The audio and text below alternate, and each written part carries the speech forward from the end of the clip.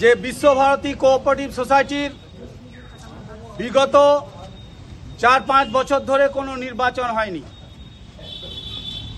একটার পর একটা আমরা দাবিপত্র, ডেপুটেশন, বিক্ষোভ, অবস্থান চালিয়ে যাচ্ছি দীর্ঘ আজ 3 বছর ধরে, কিন্তু কর্তৃপক্ষের কোনো রকম ঘুম ভাঙছে না।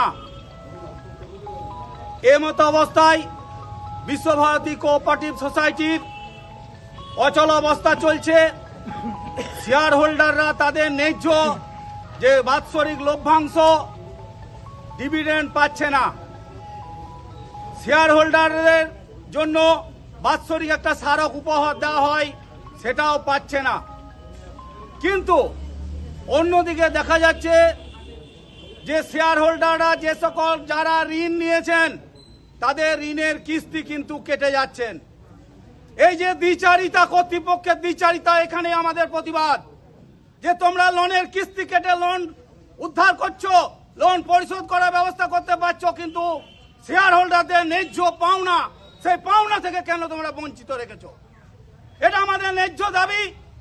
আমরা রাজ্য সরকারের যে কোঅপারেটিভ ডিপার্টমেন্টের যে অথরিটি, এআরসিএস থেকে শুরু করে সমস্ত দপ্তরে কোঅপারেটিভ মিনিস্টার পর্যন্ত আমরা দরবার করেছি।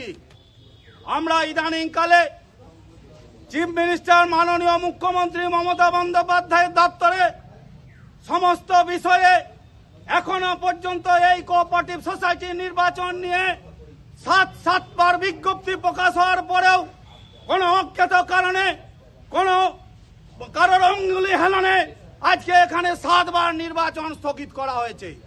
সেই 7বার নির্বাচনের সমস্ত যে নোটিফিকেশনের যে কাগজপত্র তার ফাইল করে আমরা মুখ্যমন্ত্রীর দরবারে পাঠিয়েছি।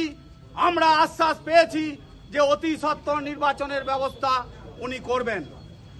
কিন্তু আমাদের যে ন্যায্য পাওনা, আজকে সামনে পৌষ মেলা, আমাদের সমস্ত কর্মচারী, শেয়ার হোল্ডারগণ, বিশ্বভারতীর অধ্যাপক কর্মী যারা এখানে শেয়ার হোল্ডার গচ্ছিত রেখেছেন, তাদের ন্যায্য পাওনা আমাদের দরকার। সেই জন্য আমরা আজকে এসেছি, অবস্থান বিক্ষোভ করছি। আমাদের আগামী শুক্রবারের মধ্যে যদি এই লভ্যাংশ উপরে যে ইন্টারেস্টের উপরে যে ছাড়, সাবভেনশন 1% ইন্টারেস্ট ছাড়, লোনের উপরে এই ইন্টারেস্ট ছাড় যদি শুক্রবারের মধ্যে প্রদান করা না হয়, আমরা কিন্তু বৃহত্তর আন্দোলন করব এবং আগামী দিনে এই ব্যাংকের সামনে আমরা কিন্তু পর্যায়ক্রমে পরপর এই ব্যাংকের কিন্তু কার্যক্রম কিন্তু হ্যাম্পার হবে এবং আমরা কিন্তু বৃহত্তর আন্দোলনে এখান থেকে আমরা এই অবস্থান বিক্ষোভ চালিয়ে যাব এবং এই ব্যাংক কিন্তু আগামী দিনে কি হবে তার জন্য কর্তৃপক্ষ দায়ী থাকবে, শেয়ার হোল্ডারগণ দায়ী থাকবে না। এবং আমরা আমাদের বিশ্বভারতী কর্তৃপক্ষের কাছে অনুরোধ করব যে আগামী দিনে যদি সুরাহা না হয় তাহলে কিন্তু আমাদের যে লোনের কিস্তি কাটা হয় সেই কিস্তি কাটা বন্ধ করার জন্য কিন্তু আমরা বিশ্বভারতী কর্তৃপক্ষের কাছে আমরা আবেদন জানাবো এবং আগামী দিনে এই ব্যাংক কিন্তু তখন একেবারে অসুবিধায় পড়বে। সেই জন্য দায়ী থাকবে কিন্তু সিউড়ি, এআরসিএস এবং কোঅপারেটিভ দপ্তরের কর্তৃপক্ষ। আমরা এভাবে মানছি না।